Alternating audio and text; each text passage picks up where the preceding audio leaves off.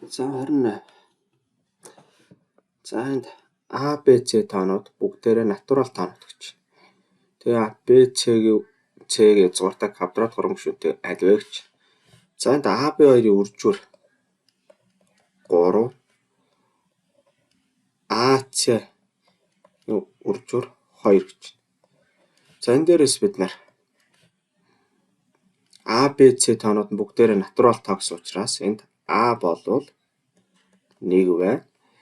За А, Б 3 байна. С 2 байна гэсэн. За тэгвэл бидний тэгштгэл маань ямар язгууртаа байх вэ гэхээр 3, 2 гэсэн язгуурт байна гэсэн.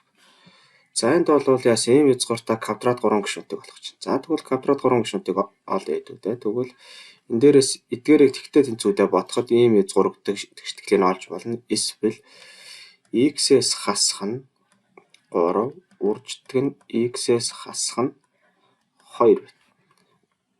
За энийг үржүүлэх юм бол гишүүнчлж үржүүлээд төсөөтэй гишүүдийг нэмэгдэхчүүл x квадратаас хасах нь 5x нэмэх нь 6 гэсэн 3 гишүүнтэй байна. Квадрат 3 гишүүн. За тэгэхээр бидний бодлого маань C хариулт болж байна. За энд юу гэсэн үг вэ гэхээр AX-ийн квадрат дээр нэмэх нь BX нэмэх нь C гэдэг квадрат 3 гишүүнтэй явагдаад язгуур нь x1 болвол x1 x2 болвол үржүүр нь юм байна гэсэн юм дурав.